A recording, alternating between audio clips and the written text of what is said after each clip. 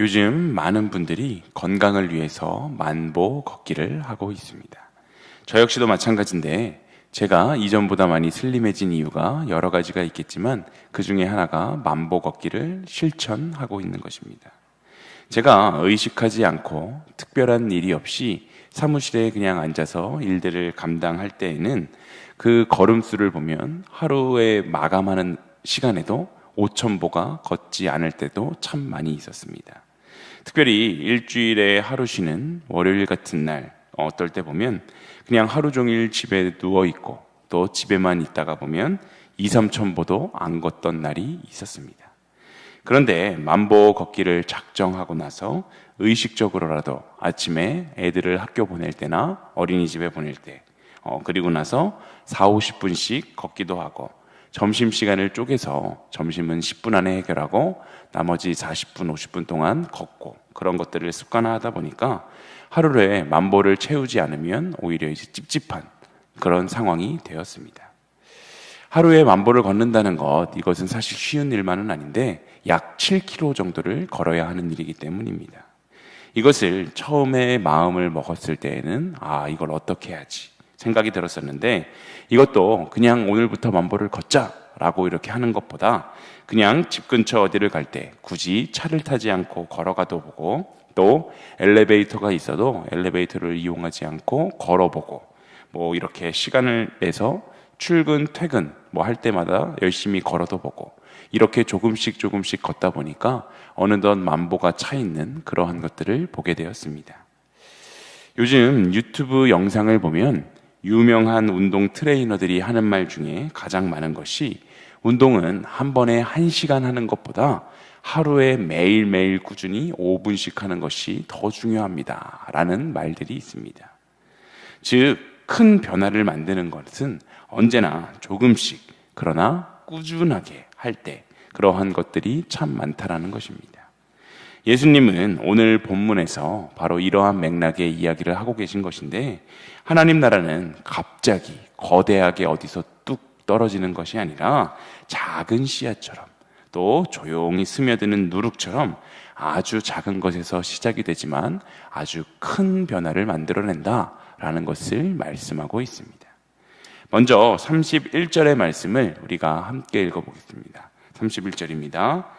또 비유를 들어 이르시되 천국은 마치 사람이 자기 밭에 갖다 심은 겨자씨 한 알 같으니. 아멘. 겨자씨는 유대인들이 재배하던 씨 중에 가장 작은 씨앗인데 그들은 아주 작은 것을 이야기할 때 이 겨자씨 비유를 자주 사용했습니다. 겨자씨는 눈에도 잘 보이지 않는 작은 씨앗이지만 땅에 떨어지면 자라서 2m에서 3m, 크게는 4m까지도 자라는데 예수님은 바로 이 씨를 예로 들어서 천국에 대해 말씀하고 계신 것입니다. 어찌 보면 예수님의 사역도 이 겨자씨와 같이 아주 작았다고 볼 수 있는데 예수님은 예루살렘과 같이 큰 도시에서 사역을 하신 것이 아니라 갈릴리 지방의 작은 도시 가버나움에서 당신의 첫 사역을 시작하셨기 때문에 세상의 관점으로 본다면 아주 미미한 출발이었습니다. 또한 예수님을 따르던 제자들도 고작 12명 작은 무리로 시작했기 때문에 예수님이 이 땅에 계실 때의 그 영향력은 아주 작은 것처럼 보였습니다. 그러나 겨자씨 하나가 큰 나무로 자라듯이 예수님이 선포하신 복음의 영향력이 전 세계와 전 세대에 걸쳐서 엄청나게 크게 일어난 것은 역사적인 사실입니다. 33절은 이렇게 이야기하는데 33절도 함께 읽어보겠습니다. 함께 읽습니다. 또 비유로 말씀하시되 천국은 마치 여자가 가루 서말 속에 갖다 넣어 전부 부풀게 한 누룩과 같으니라. 아멘. 누룩은 빵을 만들 때 사용하는 재료인데 이 누룩은 아주 적은 양으로도 반죽을 크게 부풀게 하는 그러한 효과가 있습니다. 반죽 전체의 양에 비해서 들어가는 누룩의 양은 상당히 작은 양이지만 반죽에 미치는 그 누룩의 영향력은 굉장히 큰데 반죽을 처음 크기와는 다르게 크게 부풀려 놓기 때문입니다. 하나님 나라는 이런 누룩처럼 사람들의 눈에 보기에는 미미하지만 사람들이 느끼지 못하는 사이에 온 세상으로 퍼져 나가게 됩니다. 예수님 제자들의 모습을 생각해 보면 그들은 지식인도 아니었고 영향력 있는 가문의 출신들도 아니었는데 객관적인 모습으로는 그저 아주 평범한 사람, 아니 그보다 더 보잘것이 없는 사람이었지만 그들을 통해 하나님의 복음은 전 세계로 퍼져나갔습니다.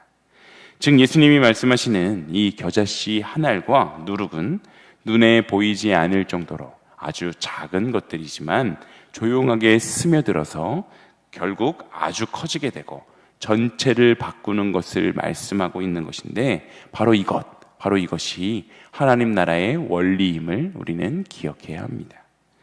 하나님 나라는 초라하고 은밀하게 때로는 보잘것없이 시작됩니다. 우리가 신앙생활을 하다 보면 나 같은 부족한 한 사람이 기도한다고 뭐가 달라지려나? 내가 교회에서 하는 이 작은 섬김이 하나님 나라를 만들어가는데 무슨 소용이 있을까? 내가 정말 예수님 말씀대로 살아보려고 아주 조금 노력한다고 해서 나의 인생이 과연 어떻게 달라지려나 라는 생각들을 하게 됩니다. 하지만 예수님은 오늘 본문에 분명하게 말씀하시는데 그렇게 작아 보이는 것들을 통해 나는 엄청나게 큰 일을 이룰 것이다 라고 말씀하고 계신 것입니다. 우리에게 기도라는 것은 때때로 큰 짐처럼 느껴질 때가 있습니다. 누구에게나 기도라는 것은 쉽지가 않은데 사실 그것도 하루에 한 번, 아니 하루에 30초만이라도 우리가 시간과 장소를 구별하여 하나님 앞에 기도를 하다 보면 매일매일 기도하는 것이 훈련이 될 것이고 30초로 시작했었던 그 기도도 1분이 되고 10분이 되고 30분이 되고 1시간으로 늘어나는 그러한 놀라운 역사를 보게 될 것입니다. 시작이 반이다 라는 그러한 말이 있듯이 작은 시작이 결국 씨앗이 되어 우리의 인생 가운데 심기게 되면 그것을 하나님께서 키우시고 꽃을 피우시고 열매 맺게 하신다라는 이 사실을 우리는 기억해야 합니다. 우리가 하나님이 기뻐하시는 믿음의 소유자가 되기 위해서 우리가 해야 되는 일은 작은 순종 한 걸음입니다. 작은 우리의 걸음이 모여서 큰 걸음이 될 것이고 우리의 작은 믿음이 모여서 큰 믿음이 될 것입니다. 오늘도 우리의 작은 수고가 천국을 위해 귀하게 쓰임받고 있음을 기억하며 오늘 한날의 삶도 작은 일에 충성하시는 우리 일신교회 모든 성도님들이 되시길 소망합니다. 예수님은 제자들에게 가라지 비유, 이것에 대해서 구체적으로 설명을 하고 계신데 결국 우리가 이 가라지 비유를 통해서 깨달아야 하는 것은 이 세상에는 두 종류의 씨, 두 종류의 사람, 두 종류의 영적인 세력이 존재한다라는 것입니다. 그리고 예수님의 가라지 비유의 핵심은 왜 하나님은 당장 가라지를 뽑지 않으시는가에 있는데 이에 대해서 예수님께서는 가라지를 뽑다가 곡식까지 뽑을까 염려하노라 라고 말씀하고 계십니다. 이 말은 하나님이 이 세상에 악한 자들을 심판하지 않으시고 기다리시는 이유는 선한 자들을 보호하기 위해서다라는 말씀입니다. 하나님의 심판이 없는 것이 아니라 하나님이 선한 자들을 온전히 지켜낼 때까지 참아주고 계시다라는 것입니다.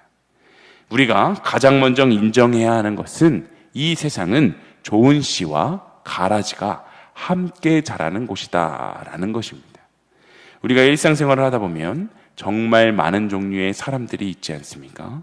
성실하고 묵묵하게 자기에게 맡겨진 바를 최선을 다해 수행하는 자들이 있고 반대로 불평하고 책임은 회피하고 뒤에서 남을 흉보며 매사에 부정적인 사람이 있습니다.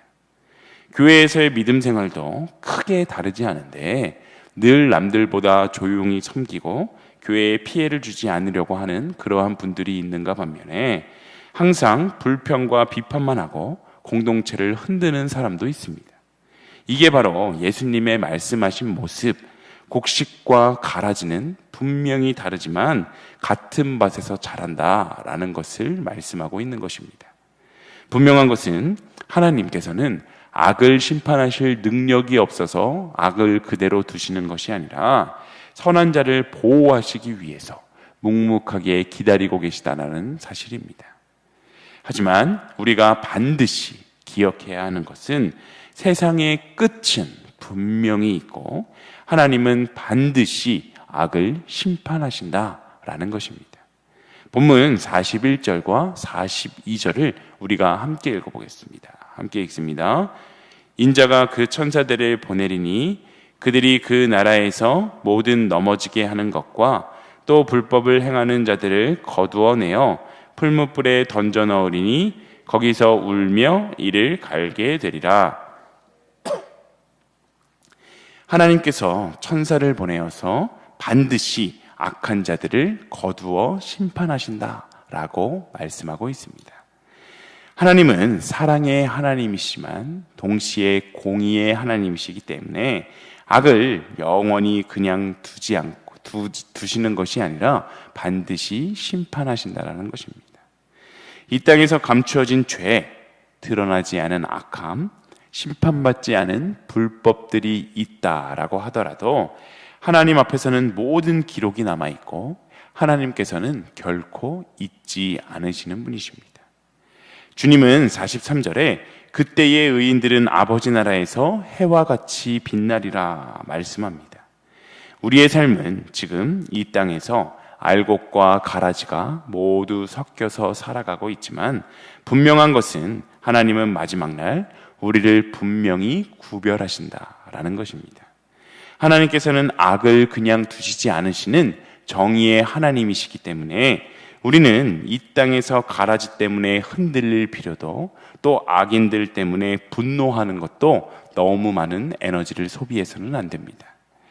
지금은 참으시지만 마지막에 반드시 심판하시는 하나님께서 의인들은 하나님 나라에서 해와 같이 빛나게 하실 것임을 믿으며 하나님의 때를 기다리며 기도하며 기대하는 우리의 모습이 되시기를 소망합니다.